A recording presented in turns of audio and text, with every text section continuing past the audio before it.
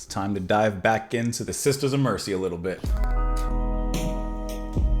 As I rush to get my headphones on while the intro's playing, welcome back, everyone. Hope you're having a lovely one today. Thank you, as always, for clicking on the video and showing up and stopping by. Today, we are listening to the Sisters of Mercy.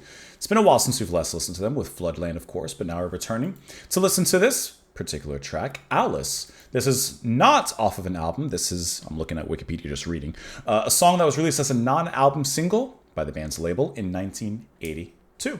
We're listening to this track in particular because it was suggested by, well, first of all, this is kind of a special suggestion. So Sarah over on Twitter, X, had said like that, you know, your family watches the channel, which that kind of always blows my mind in the first place. So Sarah, first of all, a huge shout out to you. But you said that all of your young girlies in the house have been watching some of my reactions, and I said, give me a few songs. And so this was one of the songs that you had suggested. So a huge shout out in particular to Lizzie and Debs. Really, really appreciate you guys watching. Really appreciate you sharing, you know, some of your favorite songs with me. So yeah, let's go ahead and dive right on in. Sisters of Mercy. It's a good time. Let's go ahead and do it. Here we go. I even put my closest gothic shirt on I could find. Little Black Phillip for you.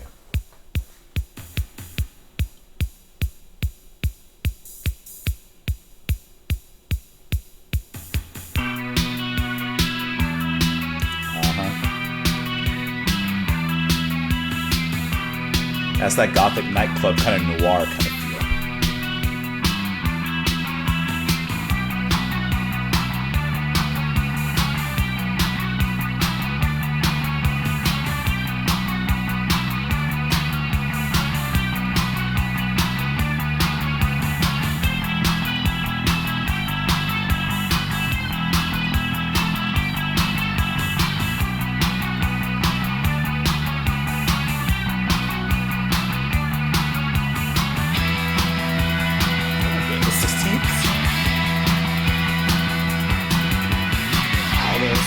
Against the wall so she can see the door.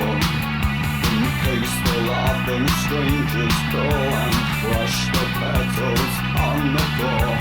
Alice in her party dress, she thanks you kindly, so serene she needs you like she needs her trance to tell her that the world is clean, to promise her a definition. Nice how that's brought back here. Love the drumming too.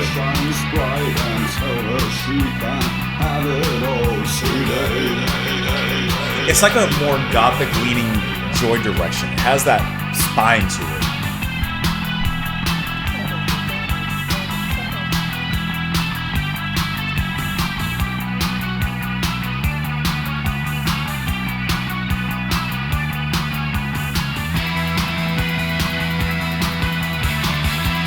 That little upstart in the music is cool. Then it calms back down.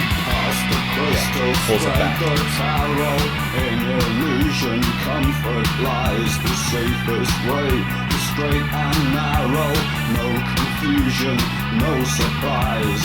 Alice in her party dress to kill, she thanks you, turns away. Needs you like she needs her pills to tell her that the world's okay, to promise her a definition. Tell her where the rain will fall. Tell her where the sun shines back into a fourth bright, and tell her she can have it all today. Today.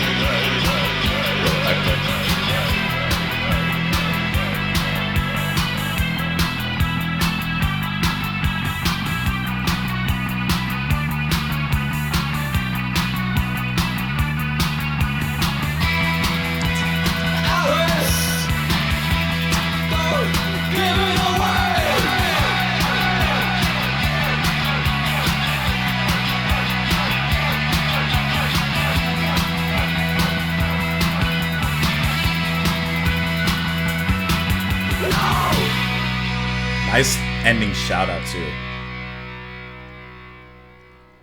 I mean, I say it with a lot of songs, and I think I might have said it with Floodland as well when we listened to that. But it's definitely the type of track that you could very easily hear being played on Goth Night or Darkwave Night at like a club or some indie scene, right? Because it has that movement where, yeah, it's going to put you on the dance floor, and like you're immersed in that dark dance, right? And it sounds so good. I still think it's hilarious that I keep on saying the drummer, but the drummer here is Dr. Avalanche, who's actually a drum machine. Has the band ever had an actual drummer in the band, or is it always the drum machine Dr. Avalanche that's being used? I don't know, but either way, this also sounds like a slightly more gothy leaning Joy Division, especially with Eldritch's vocals here, which I really enjoy. I like how they mix into the music. They're sullen, but they're rhythmic. I like the ending shout out, all the echo that's used with his voice as well. Kind of putting yourself in an audio canyon of sorts, and when he sings, his voice bounces off the walls, rebounding back towards and within. So that's really cool. Also, a little bit of a Dead Can Dance cameo I just made there. Some of you may have caught that. The guitar work by Ben Gunn and Gary Marks. So at first, I thought the main melody that's playing, I thought that was organ. Doesn't seem like it because there's no organ or keyboard credited anywhere that I can see here on the Wikipedia article for this. So I'm wrong on that end. It's just going to be the guitar. But it does have that kind of cool filter where it does kind of give it an organ-esque sound.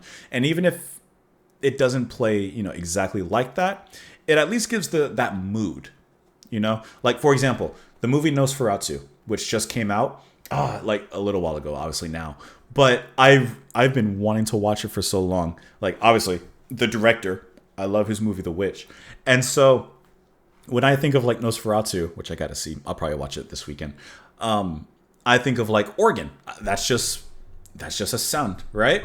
So I can't help but think of that when hearing the song here, and just it's just making me think of Nosferatu actually.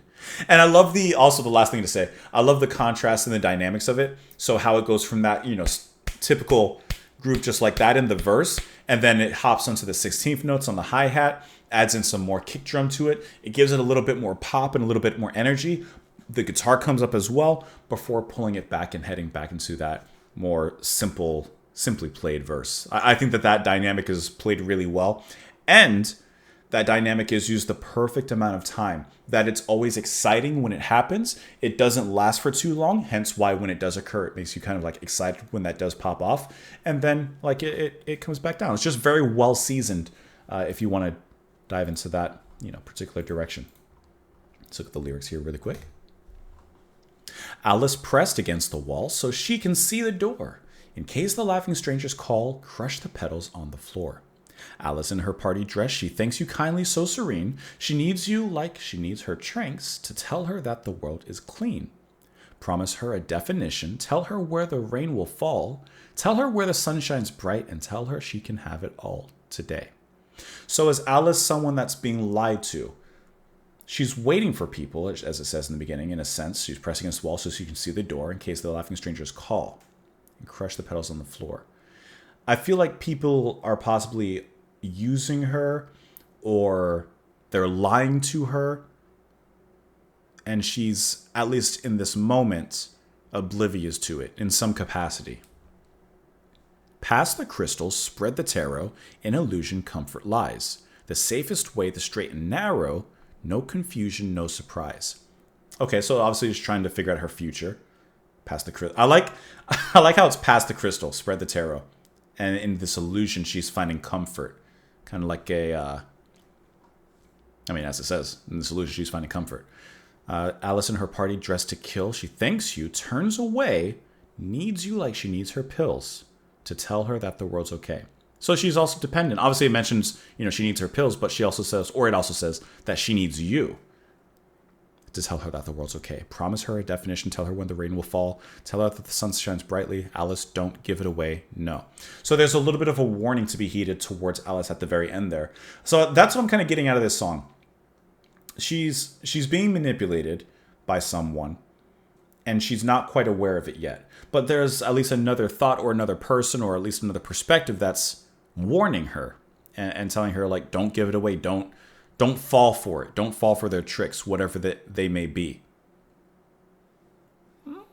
That's at least what I'm kind of getting out of it. Looking at the Wikipedia article for this particular track, it says, of course, it was released as a non-album single in 1982. It says, after 1 week of pre-production at Eldritch's Flats in Leeds, 4 tracks were recorded over 2 weekends with John Ashton of the Psychedelic Furs at Kenny Giles' studio in Bridlington. Let's see.